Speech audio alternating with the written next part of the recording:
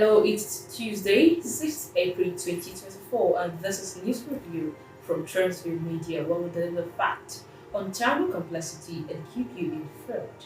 My name is Oladi Osherifat. Stay tuned.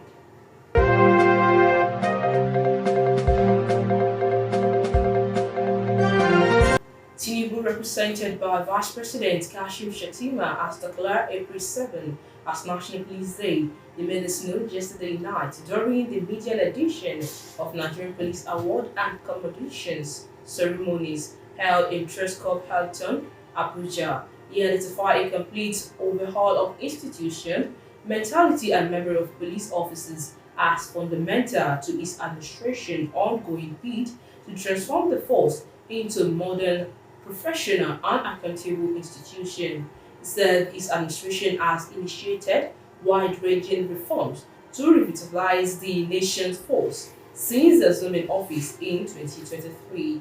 He therefore stressed that the need to engage men and women of the force in training and capacity building to equip them with expertise required to carry out various tasks of modern policing.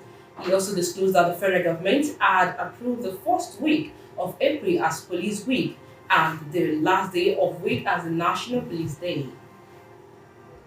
Also, the National Security Advisor, Nuru Ribadu, today said that the President Bola Ahmed Tinubu led federal government has said that FAR rescued over 1,000 kidnapped victims without paying a ransom. Ribadu said this while he received 22 students and staff of the Federal University of Gusau, Zamfara State, rescued on Sunday. The bandits had on September 22, 2023, invaded the institution and abducted over 30 students and members of the staff. The Deputy Governor of Zamfara State, Mani Mumani, who was at the university to sympathize with the family and the school authorities over the incident, called on the security agencies to hasten the rescue of the kidnapped students. In a press statement, the spokesman for the Zamfara State Police Command, Yazadi Abubakar, assured that the command would ensure the Air Force and rescue of all the kidnapped students as it had deployed an additional tactical team for search and rescue operations. 7 of the students were rescued while 2 escaped, leaving 22 others in captivity. Moving on, the federal government has eventually complied with the demand of the domestic crude oil refiners and other operators in the sectors, as it declared yesterday that indigenous refineries can now buy crude oil in Naira or dollars. It also decried that the total crude oil and condensate reserves in Nigeria increased to 37.5 billion barrels as of January 1, 2024, with a life index of 206.0 years, and the government disclosed this through the Nigerian Upstream Petroleum Regulatory Commission at the briefing in Abuja, where it unveiled the new template of domestic crude oil supply obligation. It stated this to compensate and comply with the provisions of Section 109, Section 2 of the Petroleum Industry Act 2021 in UPEC. In a landmark move, had discovered and developed a template guiding the activities for domestic crude oil supply obligations. The Commission, in conjunction with relevant stakeholders from UNNP Upstream Investment Management Service, representative of crude oil compensate producers, crude oil refineries owners, associations of Nigerians, and Dangote Petrol Refinery came up with a template for the buy-in of oil. This in bid to foster a seamless implementations of domestic refineries. The chief executive NURPC, Benga Komolafe, told journalists in Abuja yesterday. Responding to a question on currency of transactions for crude oil purchase, as approved in the new template, Komolafe stated that it would be either in Naira or dollar, adding that the Naira transaction would free the pressure on the country foreign exchange rate. In another development, the Nigerian Drug Law Enforcement Agency says it has arrested a total of 50,900 drug offenders, including the apprehension of 46 drug bearers in the last 3 years. The chairman of the agency, Brigadier General Mohammed Marwan, made this known yesterday at the inaugurations and handed over known as yesterday as inauguration ceremony of operational facilities built and donated by the British government to the NDLEA in Lagos. Marwa said within the period, the agency has successfully prosecuted and convicted 9,304 of them, as well as seized over 7,561 tons of illicit substances. This, according to him, would not only disrupt the flow of illegal drugs and also severe a significant blow to the criminal networks responsible for their distribution. Marwa added that the agency had taken decisive actions against illicit drugs, crop cultivations, and its search and destroy campaign against cannabis plantations, which had led to destructions of over 1,000 acres of cannabis land in the past 3 years.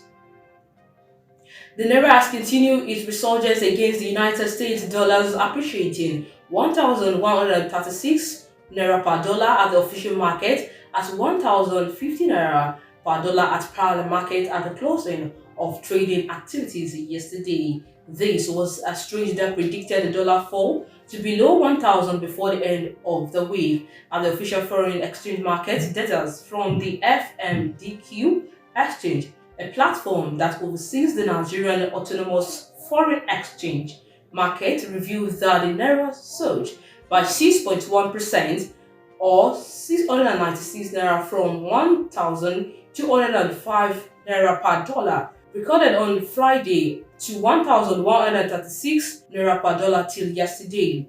Total turnover dropped split to 251.60 M yesterday from $281.36 recorded on Friday. The intraday high also improved significant, closing at 1,227 per dollar from 1,226 per dollar quoted.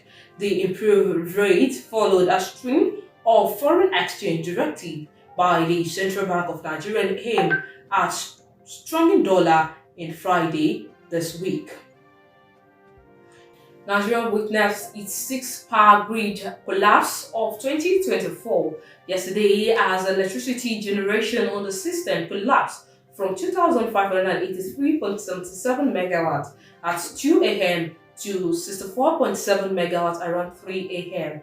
before the grid was restored later in the day. Although the Transition Company of Nigeria attributed the cause of yesterday grid collapse to a fire incident, it has consequently blamed gas shortage for power generations and the vandalism of power infrastructure for the recurrent cases of grid collapse in Nigeria. Nigeria generates an average of 4,000 megawatts of electricity for an estimated 200 million citizens across the country, but it is hardly sustainable as the grid continues to record instant collapse due to gas supply constraint, transmission infrastructure, vandalism, liquidity crisis, among others.